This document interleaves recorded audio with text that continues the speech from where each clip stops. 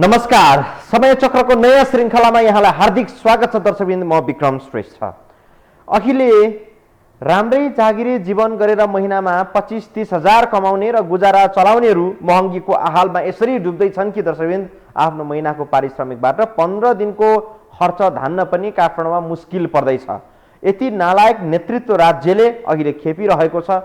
हरेक दिन इन्धनको मूल्य सम्झेर मानिसहरू आफ्नो दैनिक खर्चहरूको हिसाब किताब निधार खुम्च्याएर गर्न थालेका छन्। यस्तो लाग्छ हरेक निर्वाचन क्षेत्रहरूमा अब बालेन शाह, हर्क साम्पाङ र गोपाल हमालहरूको उदय हुनुपर्छ, नत्र यिनीहरूको मगजले जनताको पीर मर्का नदेख्ने रहेछन्। सायद त्यही भएर होला आगामी संसदीय निर्वाचनका लागि स्वतन्त्र उम्मेदवारहरूको लहर विभिन्न निर्वाचन क्षेत्रहरूमा अहिले नै निर्वाचनको मिति नतोकिँदै देखिन थालिसकेको छ। पेट्रोलियम पदार्थको मूल्य वृद्धि यस्तो बिन्दु हो जसको सोझै असर जनताको चुलोमा पुगेको हुन्छ। ढुवानीको नाममा अब हरेक उपभोग्य वस्तुहरूको भाउ फेरि बढेर चुचुरोमा पुगेको छ। भलै विरोध भइसकेपछि सरकारले केही दिन अगाडि पेट्रोलियम पदार्थमा झन्डै 20 रुपैयाँ घटायो पनि, तर सरकारले मूल्य घटाए पनि बढेको मूल्य अर्थात् उपभोग्य वस्तुमा बढाएको मूल्य नियन्त्रण अझै भएको छैन, अनुगमन हुन सकेको छैन। यति मात्रै होइन, यही महँगीको बहाना बनाएर सरकारले पेट्रोलियम पदार्थ आयातको जिम्मेवारी निजी कम्पनीलाई दिने कोसिस गरिरहेको चर्चा छ। फ्याक्ट के हो त, हेरौँ यो रिपोर्टमा।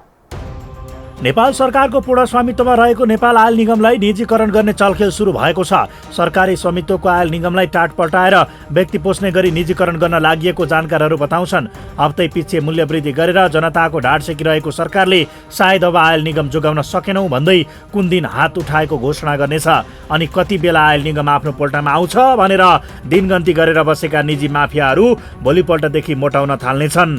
व्यक्तिगत लाभका लागि निजी कम्पनी विशाल ग्रुपलाई पोस्न सरकारले आयल निगमलाई टाट पल्टाएको नागरिकको आरोप छ। बजारमा आयल निगम निजीकरण गर्न लागि चर्चा चलिरहेका बेला यसलाई बल पुग्ने गरी सत्ता घटक दलकै नेता रामचन्द्र पौडेलले अर्बौं रकम चलखेलको आशंका गरेका छन्।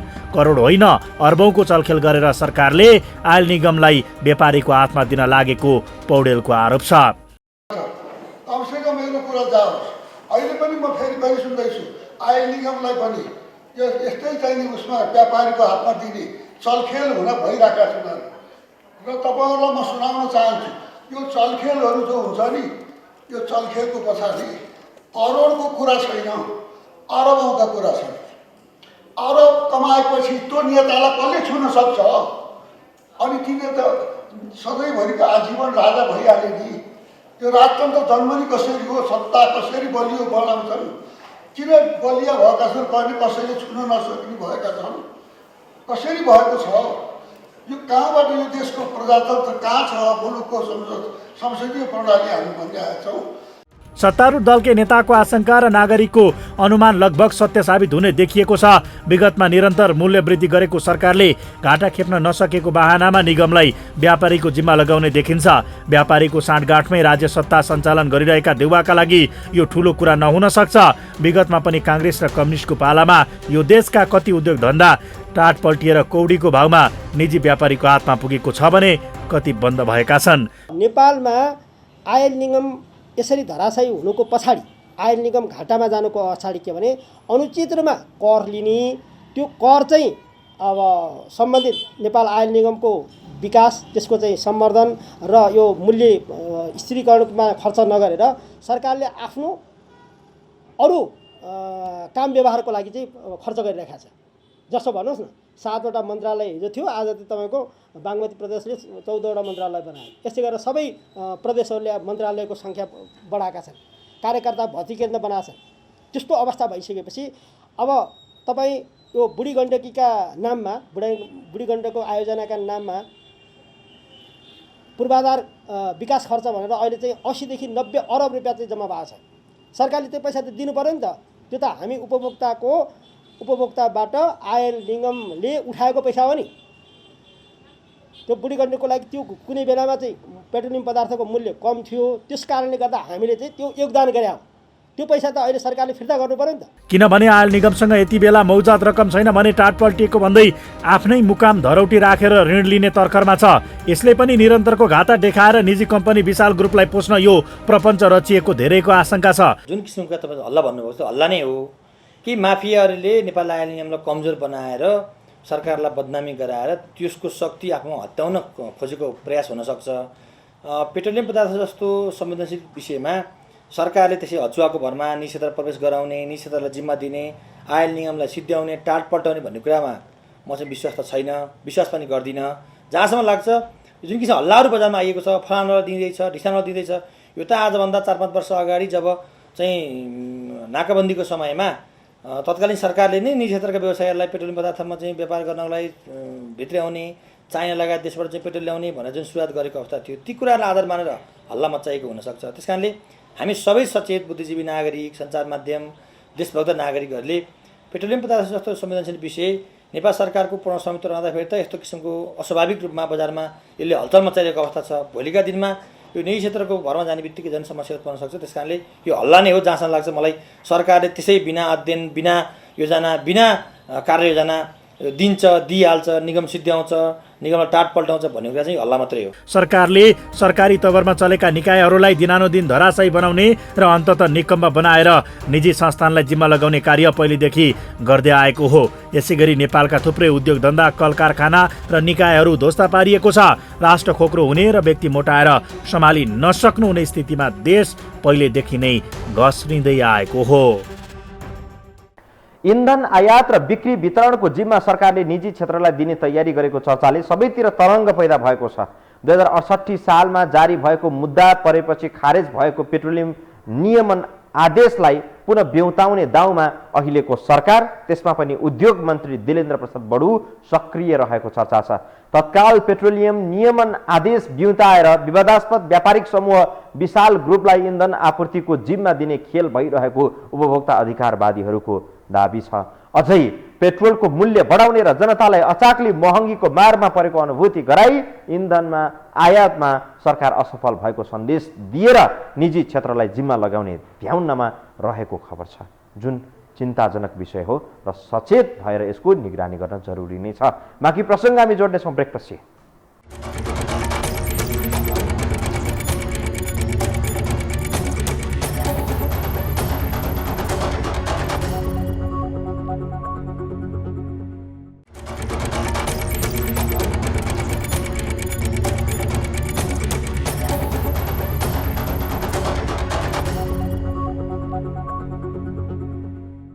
दर्शकहरू, देश अत्यासपूर्ण तरिकाबाट आर्थिक सङ्कटमा फसिसकेको छ। 1 वर्ष अघिसम्म 200 रुपियाँ लिटरमा पाइने खानेतेल अहिले 400 रुपियाँ लिटर पुगिसक्यो। 20 रुपियाँमा पाइने एक मुठा सागको मूल्य 60 रुपियाँ पुगिसक्यो। माग अनुसार जनताको आम्दानी स्रोत बढेको भए पनि चित्त बुझाइ हुन्थ्यो होला सायद। जनताको आय स्रोत गएको 10 वर्षदेखि जस्ताको त्यस्तै छ। सत्ताको वरिपरि धूप बत्ती गर्ने र चाकडी गर्नेहरूले 2 नम्बरी धन्दा गरी कमाउ कार्यक्रम गर्ने बाहेक जनता झन झन गरिब बनिरहेका छन्। जति महँगी बढाए पनि हुन्छ, जे गरे पनि हुन्छ, आखिर ढाडु पन्यौ हाम्रै हातमा त छ नि भन्ने सोचाइबाट राज्य व्यवस्था सञ्चालकका हिमायतीहरू ठानिरहेका छन्। तर देशलाई श्रीलङ्का बन्न दिनबाट रोक्न एकपटक महँगी विरुद्ध आन्दोलनको ज्वार भाटा चाहिँ ढिलो भइसकेको छ। बाँकी यो रिपोर्टमा हेरौँ। हप्तै पछि पेट्रोलियम पदार्थको मूल्य वृद्धि गरेर जनताको ढाड सेकाइरहेको सरकार जनता सामु किन यति निरीह बन्दैछ? घडीको सुईको चालमा पाइलै पछि महँगी बढाएर तमासा हेरिरहेको देवा सरकार अचाकली मूल्य वृद्धि हुँदा पनि किन बोल्दैन? व्यापारी र माफियाहरूबाट पोषिएका शासकहरूलाई सायद जनताभन्दा सीमित व्यक्ति नै प्यारा छन्, जसका कारण जनताको चुलो निम्न लाग्दा मजाले रमिते बनिरहेका छन्। दिन 2 गुणा रात 4 गुणा मूल्य बढाउने कुरामा यो सरकार उद्यत भइरहेको छ। सरकारको काम भनेको व्यापार गर्ने होइन, नाफा घाटा होइन, जनतालाई राहत दिनुपर्ने हो। त्यो नगरिरहेको अवस्थामा हामीले अब हाम्रो तर्फबाट रचनात्मक हिसाबले हाम्रो आन्दोलनको उठान हामीले गर्दछौँ। आन्दोलन भन्ने बित्तिकै त्यहाँ चाहिँ रक्तपातपूर्ण अवस्था हुनैपर्छ भन्ने छैन। हामीले रचनात्मक हिसाबले आन्दोलन अगाडि बढाउँछौँ र यो मूल्य बढेको मूल्य हामी कुनै पनि हालतमा घटाएर छाड्छौँ। यो बढेको मूल्यलाई निशर्त खारेज गर्न हामीले सरकारसँग आह्वान गरिसकेका छौँ। यदि सरकारले आनाकानी गर्यो भने उसको दिनगन्ती सुरु हुन्छ र म आम जनसमुदायलाई पनि यो अस्वाभाविक ढङ्गले बढेको मूल्य फिर्ता गराउने आन्दोलनमा स्वतस्फूर्त सहभागिता लागेको समेत जनसमुदायलाई अपिल समेत गर्न चाहन्छु नेपाली विद्यार्थीको आन्दोलनको तर्फबाट। पेट्रोलियम पदार्थको मूल्यवृद्धिका विषयमा धेरैले आशंका गरेका छन्। कतिले त विद्युतीय गाडी भित्राएर पेट्रोलियम गाडी विस्थापित गर्नको लागि पनि एकैपटक 27 रुपियाँसम्म मूल्यवृद्धि गरेको आशंका गरेका छन्। भर्खरै प्रधानमन्त्री तथा काङ्ग्रेस सभापति शेरबहादुर देवान निकट मानिने उद्योगी तथा सांसद विनोद चौधरीले विद्युतीय गाडी नेपाल भित्र्याएका छन्। चौधरी ग्रुपले सस्तोमा विद्युतीय गाडी नेपाल भित्र्याएर महँगोमा बेचेको भन्दै यति बेला चौतर्फी विरोध भइरहेको छ। चौधरीले विद्युतीय गाडी भित्र्याएसँगै आफ्नै रेकर्ड तोडिने गरेर इतिहास रच्दै नेपाल आयल निगमले पेट्रोलियम पदार्थको मूल्य वृद्धि गरेपछि धेरैले यस्तो आशंका गरेका हुन्। तर चौतर्फी दबाब थ्याउन नसकेको देवा सरकारले जनतालाई राहत दिएको शैलीमा सुरुमा 21 रुपियाँ बढाएर 20 रुपियाँ घटाएको छ। विगतमा पनि पेट्रोलियम पदार्थको मूल्य वृद्धि नभएको होइन, तर चौधरीले विद्युतीय गाडी भित्राएर महँगोमा बेचेको आरोप खेपिरहेका बेला एकैपटक पेट्रोल र डिजलमा वात्तै मूल्य वृद्धि भयो। लिटरमा 21 र 27 रुपियाँ मूल्य वृद्धि भएपछि बाघ कराउनु र बाख्रा हराउनु भने जस्तै संवेग मात्रै पनि हुन सक्छ। चौधरीले विद्युतीय गाडी भित्र्याउनु र पेट्रोलको मूल्य वृद्धि हुनु बीचमा साइनो छ कि छैन त्यो त खोजीकै विषय छ। तर बाठो चालका महाराजा नै मानिने विनोद चौधरीले देवाको किचन क्याबिनेट सम्हालेका बेला यो पनि भयो कि भनेर आशंका गर्ने बाटो चाहिँ बनेको छ। सरकारले गत बजेटमा ल्याएको विद्युतीय सवारी साधनको बारेको नीतिमा मेरो पूर्ण असहमति छ। म त्यसको चाहिँ भत्सना पनि गर्न म चाहन्छु, त्यसलाई म सच्याउन आग्रह गर्न चाहन्छु। हामीले विद्युतीय सामग्रीहरूलाई आफैले उत्पादन गर्न सकिन्न भने अहिले सुलभ मूल्यमा चाहिँ भित्र्याउने र विद्युतीय सामग्रीहरूलाई प्रोत्साहन गर्ने कुरामा राज्यको नीति हुनुपर्दछ। अहिले कुनै पनि अब व्यापारीसँग जोडिने कुरा, कमिसनसँग जोडिने कुरा, अरू कुरा त झन् अक्षम्य गल्ती भइहाल्यो। यो मुलुकको राज्य सत्तामा आज पनि माफिया र बिचौलियाहरूको दबदबा छ। त्यही भएर त कतिपय कानुन आफ्नो ढङ्गले व्याख्या गर्छन्। आफ्नो प्रतिकूल भए कानुनै परिमार्जन गर्न सक्ने ल्याकत अहिले पनि माफियाले राख्छन्, जसका कारण सानालाई एन ठुलालाई चैन भन्ने युक्ति अहिले पनि सान्दर्भिक छ। गरिबी र महँगीले थिचेर जनता रातो दिन निसासी रहँदा पनि यो सरकार मुखदर्शक छ। सायद देवा सरकारको आँखाले त्यो हेर्न भ्याएको छैन होला। हेरोस् पनि कसरी अनिकाल र महँगी देवा सरकारले कहिले खेप्नु परेको छ र त्यो कुरा थाहा हुन्छ। नभए महँगीले जनता चिच्याइरहँदा आँखा देख्ने भएर पनि सरकार किन अन्धो हुन्छ अनि कान सुन्ने भएर पनि किन बहिरो छ? जनताले यसको जवाफ खोजिरहेका छन्। हामी निकट भविष्यमै हेर्दा हेर्दै श्रीलङ्काको जस्तै महाआर्थिक विपत्तिमा फस्दैछौँ कि भन्ने सङ्केतहरू प्रचुर रूपमा देखिएका छन्। तर पनि राज्यका जिम्मेवार निकायहरूलाई एक रौँ जतिको पनि चिन्ता देखिन्न। पेट्रोलियम पदार्थको भाउ बढेपछि लाग्ने स्वाभाविक मूल्य त बढ्ने नै भयो। त्यही मौका छोपेर फेरि बिचौलियाहरूले हरेक उपभोग्य वस्तुमा आकाशीयको मूल्य वृद्धि गर्नेछन्। महँगीको चपेटासँगै सरकारले सरकारी कर्मचारीहरूको तलब सुविधा करिब 15% वृद्धि गर्यो। गएको बजेट सम्बोधनमा बजेट घोषणापछि बजारमा महँगीको नयाँ रेकर्ड चाहिँ बनिसकेको छ। त्यसमाथि इन्धनमा भएको फेरबदल, अझ भनौँ मूल्य वृद्धि देश थप गहिरामा फस्दै जाने एक अस्त्र बनेको छ। हामीले सर्लाहीको बर अथवा नगरपालिकाको करिब 33 रोपनी जग्गा व्यक्तिको नाममा किताकाट भई भोग चलन भइरहेको सम्बन्धमा समाचार पनि सम्प्रेषण गरेका थियौँ 2 दिन अघि। त्यसको विषयमा अहिले पक्ष विपक्षमा तर्कहरू बाहिर आएका छन्। त्यसको फलोअप प्रस्तुत गर्नेछौँ ब्रेकपछि।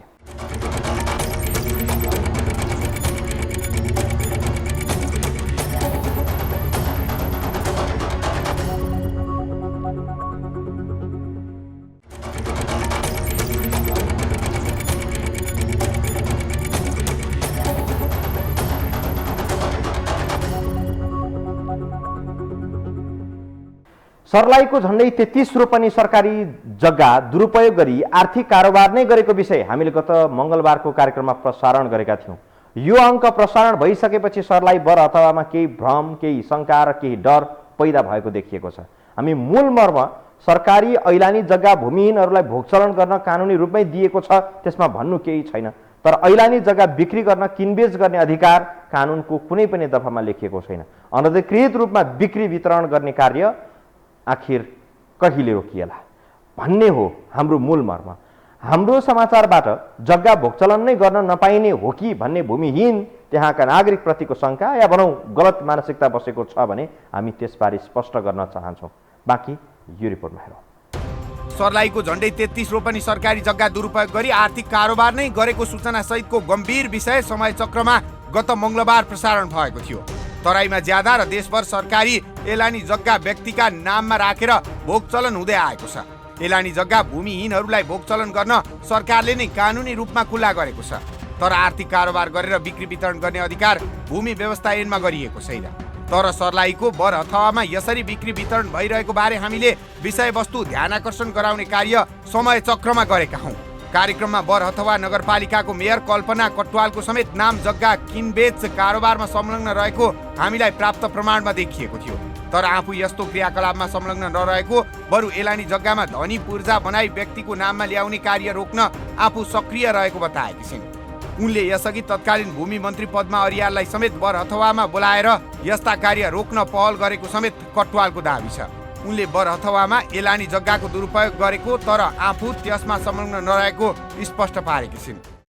यो जग्गा धेरै अगाडि 50औं वर्षदेखि भोग चलनमा आएको जग्गा हो र भोग चलन गरेको व्यक्तिले चाहिँ त्यसको पूर्जा बनाउन नसकेको विभिन्न अब यो भूमि सम्बन्धी समस्या समाधान आयोगहरूको पूर्ण समयहरू नभएको कारण विभिन्न चरणमा त्यो कार्यहरू चाहिँ असफल भएर आज राष्ट्रिय समस्याको रूपमा ऐलानी जग्गाहरू, अव्यवस्थित जग्गाहरू, सुकुम्बासी समस्या समाधानका विषयहरू यसरी ओझेलमा परिरहेको बेला अहिले राष्ट्रिय एजेन्डाको विषय बनिरहँदा यो ठाउँ पनि त्योभन्दा बाहिर छैन। त्यसमा पनि बरफा नगरपालिकाका धेरै यस्ता जग्गाहरू छन् जहाँ ऐलानी छ, त्यो अव्यवस्थित छ। उसलाई अहिले त्यसलाई राज्यले एउटा राज्यको निकाय अनुसारको उहाँलाई पूर्जा दिन सकिएको अवस्था छैन, त्यसको समस्याको समाधान गरिनुपर्छ भनेर अहिले त्यो अभियान बढिरहँदा धेरैले आफ्नो दर्ता प्रक्रियाहरूको लागि प्रोसेसमा बढाइ पनि राखेका छ।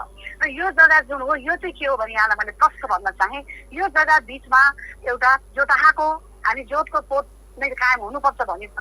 जोटाहाले जो 50 वर्षदेखि भोग गरिरहेको छ, भूमि ऐनले 10 वर्षदेखि भोग गरेका व्यक्तिको नाउँमा पूर्जाहरू बनिनुपर्छ भनिरहँदा पनि यो बिचमा के भयो भने जोटाहाको जोतिरहेछ, उसले आफ्नो घरायसी कामकाजको लागि विभिन्न समयमा जग्गाहरू विभिन्न व्यक्तिहरूलाई आफ्नो एउटा व्यवहार चलाउनको लागि उसले उपयोग गरिराखेको बेलामा कसैलाई 10 तान्दुल दिएको, अब उसले काटेर त्यसैबाट त्यही प्लटबाट केही काट्दै दिँदै गरेको कुरा त्यो सत्य हो। तर त्यो दिएको कुराहरूलाई चाहिँ यहाँ मसँग जोडिएर कल्पनाले नै बेच्यो भन्ने कुरा जुन आइराखेको छ, यो विषयमा चाहिँ मेरो तपाईँहरूप्रति तपाईँहरूले जुन भन्नु भएको छ, सुन्नु भएको छ, देख्नु त भएको छैन, सुनेर गर्नु भएको छ, त्यो कुरामा चाहिँ यो सत्य होइन भनेर म भन्न चाहन्छु। सर्लाहीको बर अथवाको 142 र 143 कित्ताको जग्गा केही वर्षदेखि किचलोको रूपमा छ। यस कित्तामा झन्डै 33 रोपनी जग्गा छ, तर यस जग्गामा घर बस्ने र बस्ने कार्य लामो समयदेखि नै चलिरहेको छ। हाम्रो भनाइ एलानी जग्गामा भूमिहीनहरू बस्न पाउनुहुन्न भन्ने होइन।